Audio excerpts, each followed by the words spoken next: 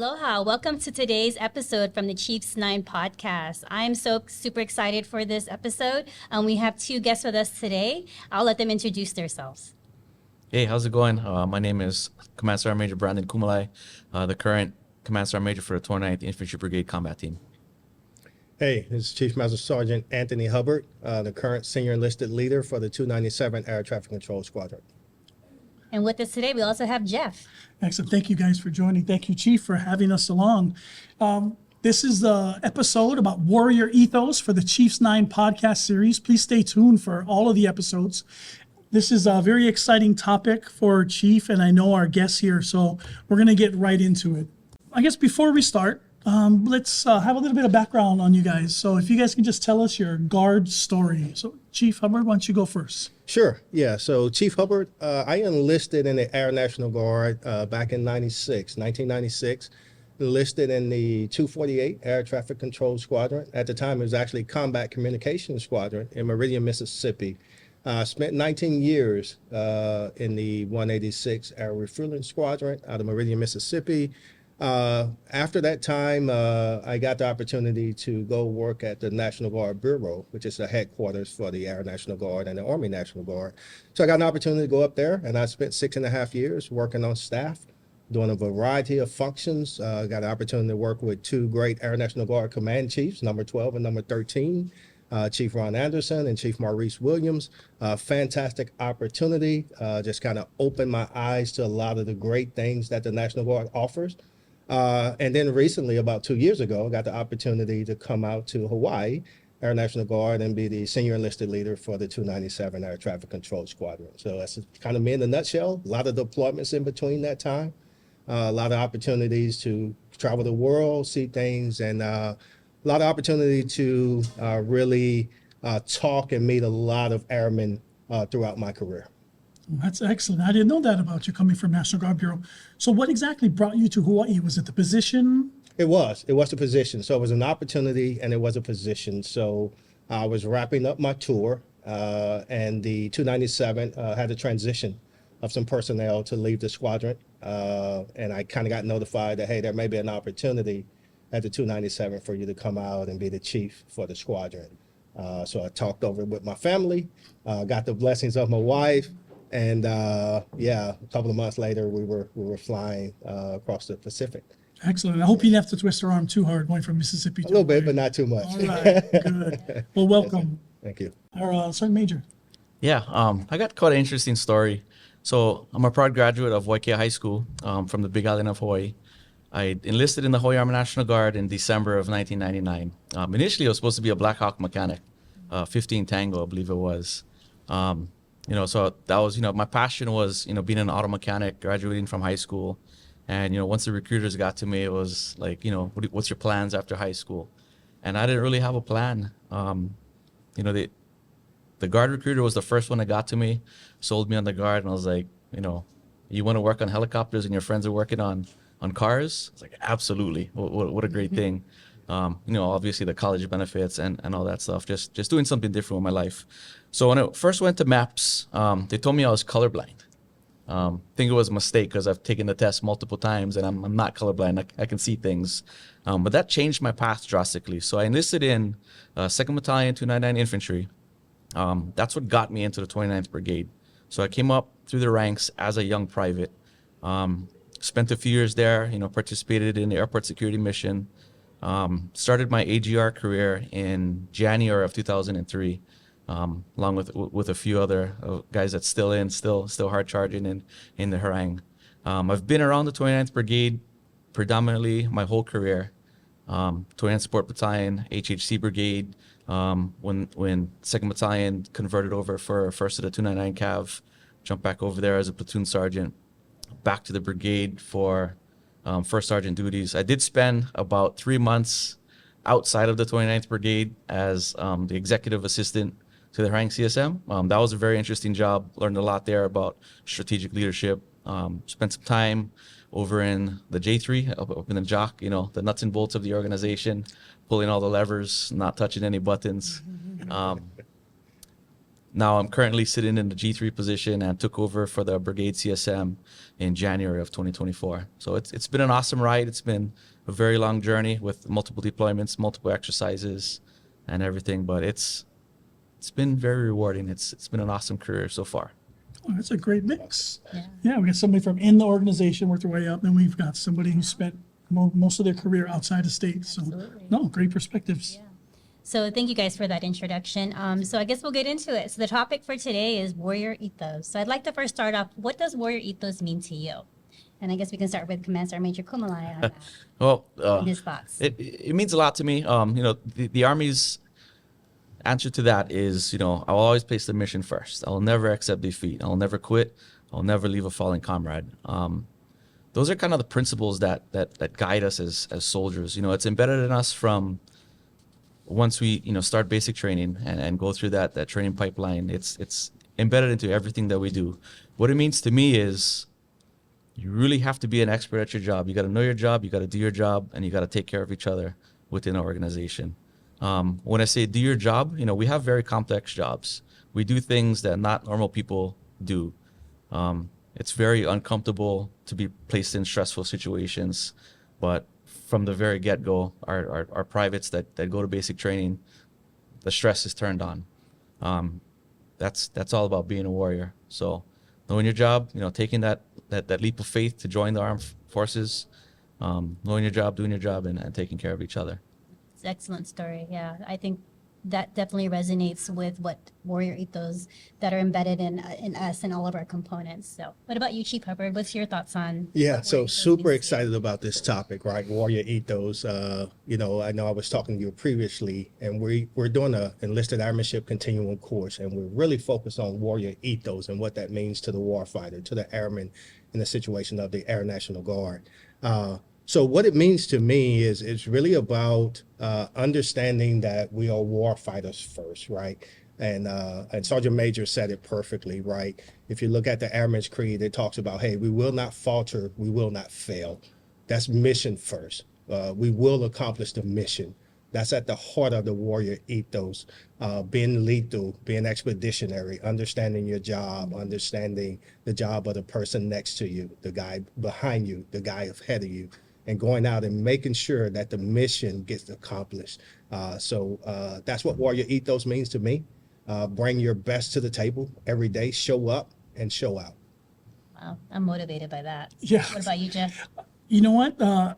Just like Sergeant Major said, is it's embedded in you when you join right away. You get it, and you're going to hear about it over and over once you learn responsibilities and new missions, and as you progress throughout your military career.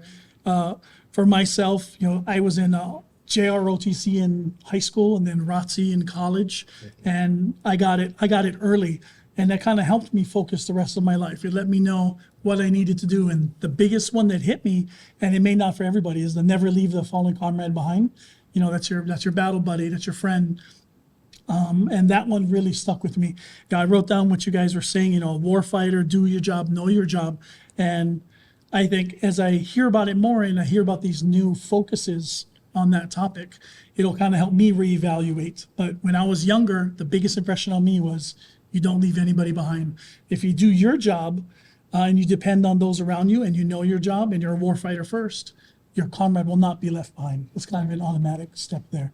How about you, Chief? Well, I think just remembering what the culture is, right? Air Force culture, component culture, however you look at it. But for me, what was my guiding principle is I would always look at our enlisted force structure to make sure to guide me on how to make decisions. And going back to our Air Force core values and what do those words mean when I see it? So I use that as my warrior ethos to just keep me grounded and make me continue to think forward on how can I be the best airman that I can be.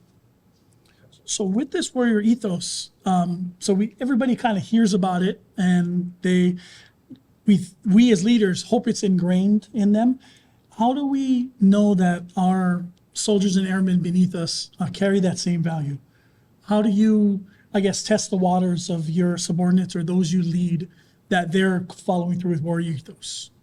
Yeah, so it's I think it's in the culture of the organization, right? And you have to have a guide, so to speak, some kind of standard where you can measure that culture. How do you measure that culture? And that's the hardest part, I think, with trying to teach warrior ethos and talk about warrior ethos, is because it's one of those things that's really kind of hard to measure, right? When you look at the Airman's Creed, the Airman's Creed talk about being a wingman, being a leader, and being a warrior. We understand wingman really well. That's taking care of the man to my left and to my right. That's taking care of the woman to my left and to my right. We understand being a leader. We talk a lot about being a leader, right? Sometimes it's positional. Sometimes it's just having that influence over the organization or over a certain function. The warrior is the tough one. It's the tough one that to measure. I can measure being a wingman, right? I can measure you being a leader. But how do I measure you being a warrior? And I think for the expeditionary side of things, really we spend a lot of focus in training and doing regimental exercises and preparing for that. And I think holistically, as Chief Fox kind of said, when you look at the blue book, what we call it, and the brown book, which kind of outlines our force structure and how we force and what you should be doing at that particular rank, whether you're an airman, NCO, or senior NCO, and you take all that and you kind of measure out, okay, is this individual doing all the functions that are required as far as that enlisted force structure, and how well are they performing at those functions? How well are they leading their mission sets in an exercise environment? Are they lethal? Are they expeditionary? Are they agile? Those are the things that I look at when I'm measuring warrior ethos. Seems like a lot of that could bleed over in basic evaluations and how they are during PT, how they are during exercises. You can see it in everything they do. Absolutely, and there's 5 pillars, right? When you talk about the Air Force has these 5 pillars, right? Mental, spiritual, fitness is one of those, right? And so as you stack those pillars, those also build into that warrior ethos, right? Because you need to be strong in your spiritual. You need to be strong mentally. You need to be strong physically. You need to be strong on all of those 5 pillars of the airman whole person concept, is what we call it. So yes, it does bleed over into everything that we do is about being a warrior. That's true. Yeah, like it. How about you? That's so eloquent. I know that's a great answer. Can you ask the question again, It's hard please? to follow. How do you see that warrior ethos is with your junior leaders or your people in your unit? You've been a sergeant major of a battalion, platoon, 1st battalion, and the brigade. You've been at the highest level. How do you know that the warrior ethos is kind of alive in the subordinates under you? Pretty simple, sir. Open ranks, march. No, seriously. So we train a lot. We train hard. We create training, and it's challenging, dynamic, realistic. So that's kind of our measure is, create that training that's tough. You've heard the saying, I should have had the quote, but, a gallon of sweat will save, a pint of sweat will save a gallon of blood when it relates to training and actual combat or warfare. So we challenge our troops through training, creating, replicating combat scenarios, and it goes back to, doing their jobs, knowing what they have to do as whatever their profession is within the Army. Another favorite measure that I have is our best warrior competitions. Something we do every year. It's a pain in the butt because it takes so much resources and planning, and it's additional to what we normally do in the Army Guard. It's something that's extra, but the value you get from that is you're surrounded with everybody who wants to be there. They want to be the best warriors. They want to be the best of the best and subject themselves to the hardest possible situations that they can go through. So on the Army side, that's my favorite measure. Whoever shows up to that competition, they've already won in my eyes. And then it's up to them to battle it out and get recognized as state's best. We've had a good track record over the past 3 years. We took regional again 3 years in a row. So we got another soldier that's heading off to the national level competition in August. That's so awesome. Yeah, I think that competition just breeds more warriors, right? Yeah. More people who want to represent our state. Yeah, and it's a challenge. A lot of them, they go off and do bigger and better things within the Army.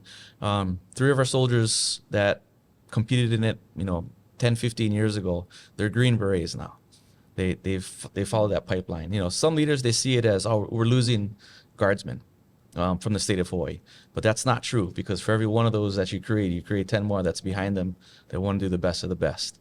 And, if we do set them free and they do a conditional release or join the active component, it's a win for us, because they came from the Hawaii Army National Guard and they're representing us. They carry that with them wherever they go. Yeah. And they always try to give back, as much as they can. So it's a win-win overall. Yeah, it's awesome. Some of those names are, being in public affairs, we write stories about them, and they're legendary.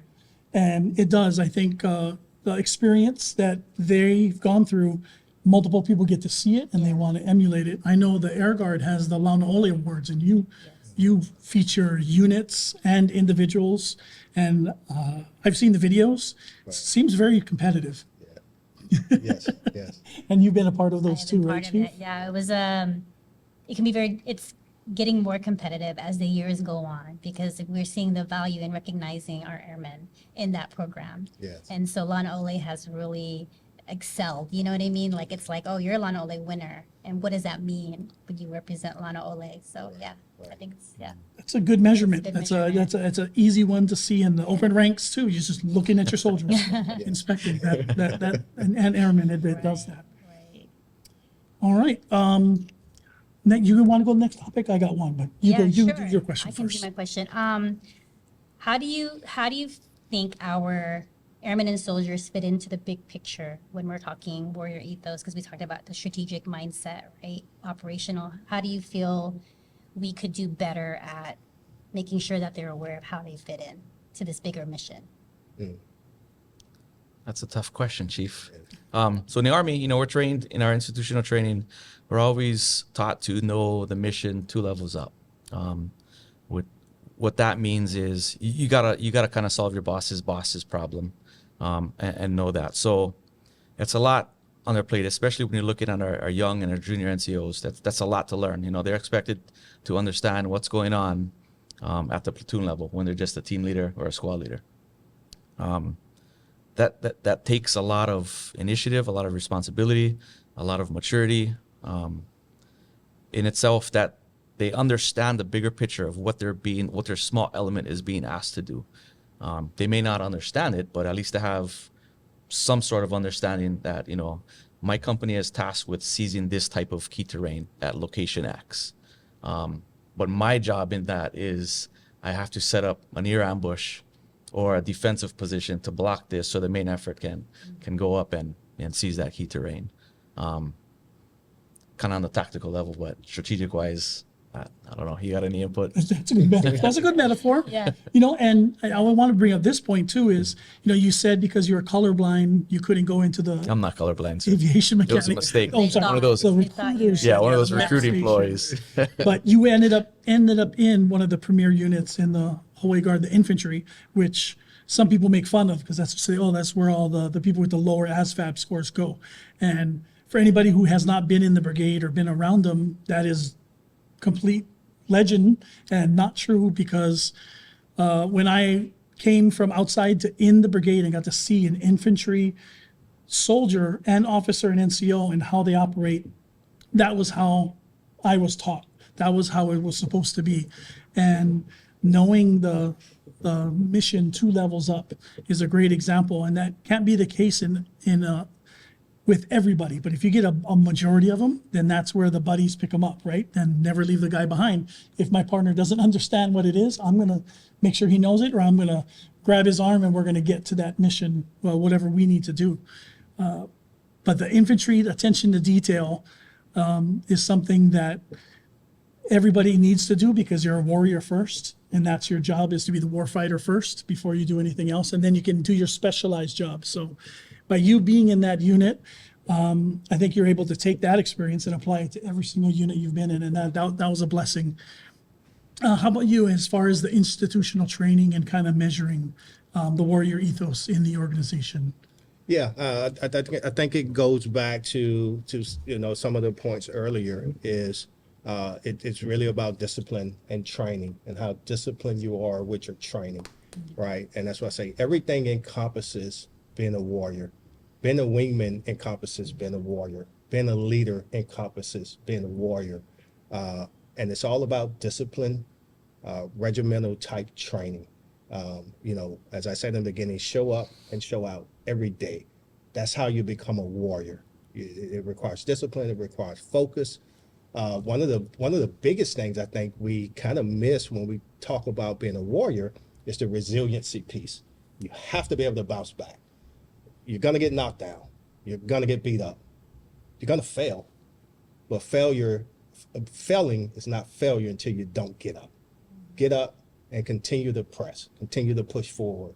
I think that's some of the keys into defining that warrior and understanding, you know, the essence of kind of what that means at any level is being able to be resilient, be able to bounce back, have that discipline to say, okay, you may have knocked me down that time. I may have missed the mark. I may not have got that marksmanship this time, but I'll get it next time. I'll go and focus. I'll train. I'll shoot more. I'll engage more, and I'll succeed next time. Chief, we're talking about Mike Tyson, right? Everybody has a plan until Get punched in the mouth. Absolutely, absolutely. And that's so true, right? So when you get punched in the mouth, what's next? Right? What's next? Do you lie down? Do you curl up in a fetal position? Do you stay down? No, you get up. Maybe not if it's Mike Tyson. I may consider that fetal position, but but you have to get up. You have to get up, and you have to continue to fight. Yeah. And you have to continue to fight. No, that is true. That is true. And it I think there's a patent quote saying, you know, if you don't know what to do something. You know, make a decision. And so that really falls in line. Have you seen a difference from coming from Mississippi and then being a part of active duty as well as National Guard Bureau? Is there a difference between how you train or how you embed this warrior ethos into? I don't think there's a difference. I think the difference comes in. It's unfortunate for the organization, and I've heard some command chiefs talked about that. I actually heard, I think it was Chief Denny Richardson. He's the command chief down at the 1st Air Force. He talked about, sometimes we don't really realize when we definitely, as you talk about warrior ethos, until we become into some of these senior positions, right? And now it becomes really important to us, and it becomes really valuable, and we get it. What we struggle with and what we're trying to get to is we should get that at a much lower level. Mm-hmm. And I don't know if we don't talk about it enough or we don't understand it enough. But when you get into those senior positions, you become more responsible. You become more accountable to those airmen. You really become the caretaker, so to speak, right? And you could lose sleep on making sure that everybody comes home. I want everybody to come home. And those are things that are pressing when you're in a deployed environment in a senior leadership position. And you're thinking about their families, you're thinking about them, you're thinking about their kids, and you're saying, okay, I need to make sure that every single airman, every single soldier gets back. We understand that more as senior leaders than we do as NCOs and airmen. And so how do we bridge that gap? That's something I still struggle with. I don't have a clear answer on how do we get that down, but I think at a bare minimum, it's communication. It's talking about warrior ethos. It's talking about resilience. It's talking about keeping it fresh, keeping it at the forefront of their attention every opportunity we get. I think as leaders, I don't know if you guys will agree, but as leaders, your to-do list gets a lot bigger, and there's a lot of important things you need to get to. On that list of things, warrior ethos, do you agree it should be somewhere near the top because of our state and federal missions? Absolutely. Yeah, I don't know if I agree with, it's more important as a senior leader because, coming up through the ranks, I was more afraid of, my NCOs and supervisors more so than the enemy. I didn't want to, disappoint, but, if you fail something, you're going to get hemmed up real quick. Yeah. So warrior ethos in itself, just being in the ranks, that was ingrained in us, as a young NCO coming up. I just didn't want to let my supervisors down. I didn't want to let my NCOs down. Yeah. Put everything, before my own personal gratitude and whatnot. Absolutely. As as a senior leader now, it's important that we prioritize it because it is one of those things that can kind of be put on the back burner. We have so much things that's on our plate. This week is crazy. We're prepping for annual training. There's vehicles moving, ammo's getting picked up, it's getting flown over. PCCs and PCIs are happening. Warrior ethos that's one of those things that it has to happen. It's non-negotiable. Even if we don't talk about it, it's expected of you. Yeah, absolutely. Now, we do have two missions. We have the state mission, we have the federal mission. We've been involved in a lot of state missions since 2018 to now, three major ones, lava, COVID, and Maui wildfires. Federal missions, Air Guard, multiple deployments for your security forces, all your flying, even your combat comms. And then on the Army side, individual units, and recently the brigade just training up for their next possible deployment. But a lot of small units are on the block. Is there a difference of warrior ethos that you want to instill in your troops during state missions or federal? Is there because we're National Guard, we're that's a special type of unit. You got to experience a lot of our domestic operations, yes, going yeah, out to the just field recently, and talking yeah. to troops. But is there a difference between our federal and state mission as far as So- warrior ethos? For me, there's no difference at all. It's the same set of principles that we have, that we share. The 20th Brigade, we did our first JRTC rotation in 20 years. That took a lot of, from our soldiers. That was a really tough and realistic training event. Probably the best training that I've ever had in my career of 24 years.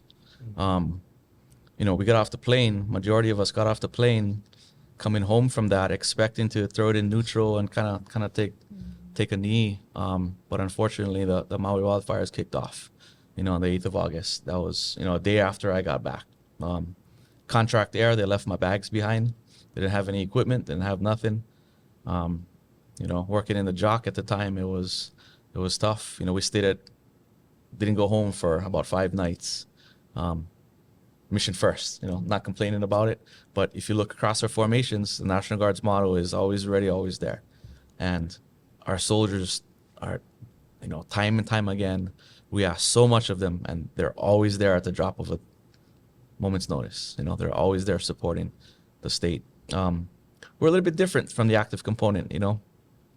We work with each other for an entire career in the military. I still serve with people I've known for over 20 years. So we tend to take that a lot more personal.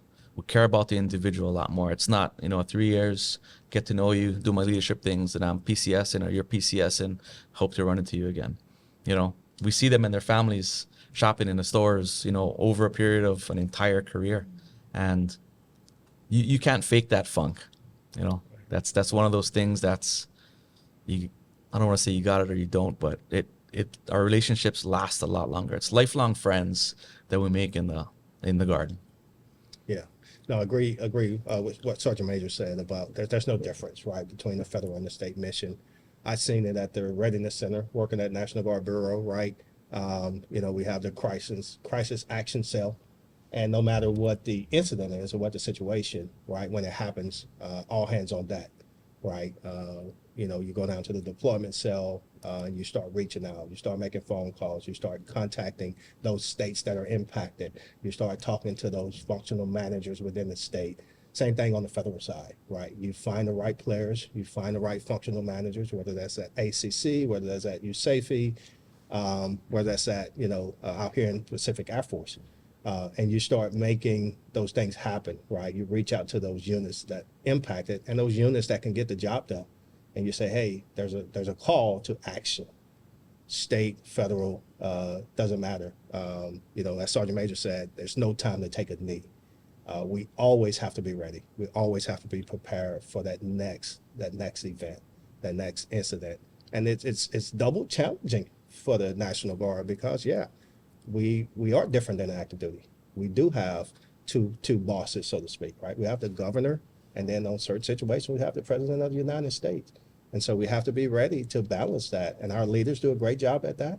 They do a great job at keeping the lines of communication open, keeping the hierarchy of, hey, I'll report to you this day, but I may report to this guy or this woman tomorrow.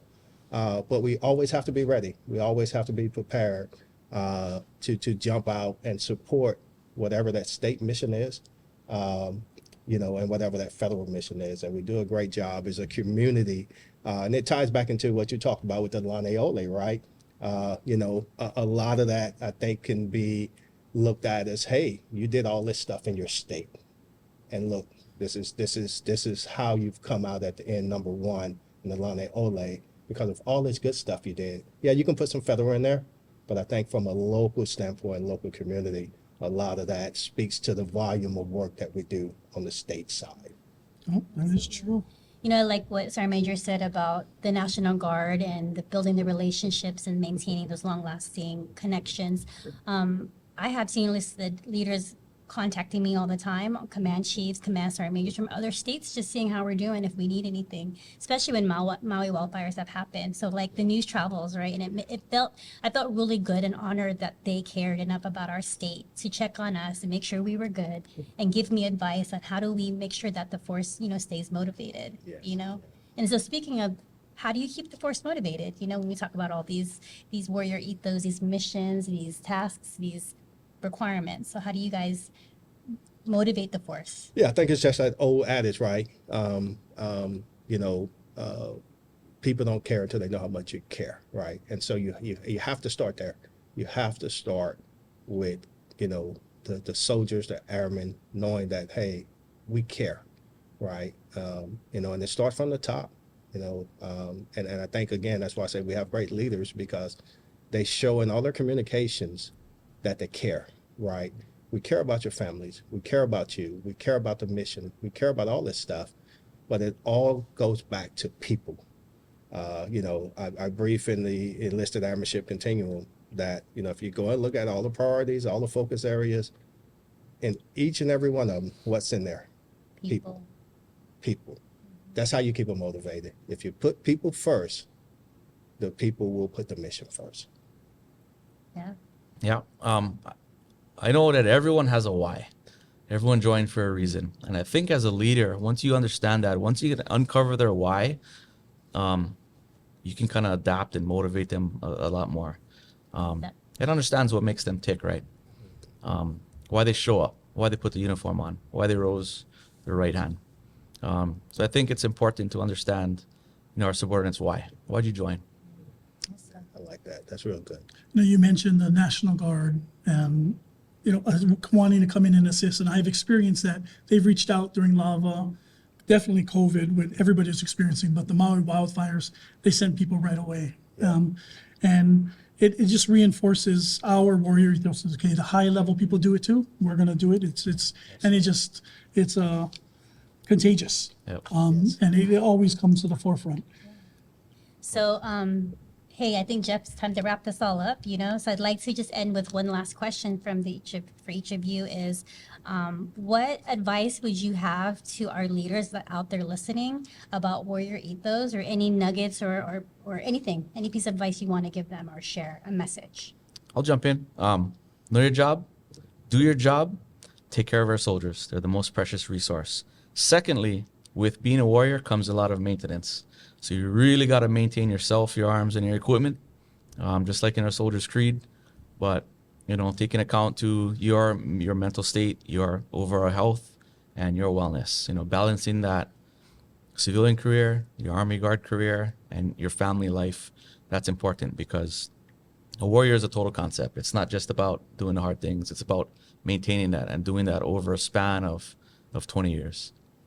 That's good. Yeah, that's awesome. Maintaining it helps you pace to prepare for the next one. That's Right. a really good point. Chief? Yeah. So I'd like to start off with a quote, and it's from a Greek philosopher, Heraclitus, and he says, out of every 100 men, 10 shouldn't be there. 80 are just targets. 9 are the real fighters, and we're lucky to have them, for those 9 make the battle. But one. One is a warrior, and he will bring the others back. So, as Sergeant Major said, I think the challenge, or what I would share with those leaders out there today, is to strive to be that one. If each of one of us strive to be that one, then we'll all be that one, and we'll all be better for it. The Hawaii Air National Guard, the Department of Defense, the military service will all be better for it. We'll get the mission accomplished. The mission will be first. If we all strive to be that one ultimate warrior. I think we'll be okay. Excellent. Well, we went from quoting Mike Tyson to Heracles. That's okay. That's a great jump. Yeah. Well, I just want to thank today's guest for being on our episode with the theme of Warrior Ethos. Stay tuned for our next episode coming up, and we will talk with you all soon. Aloha. Aloha. Aloha.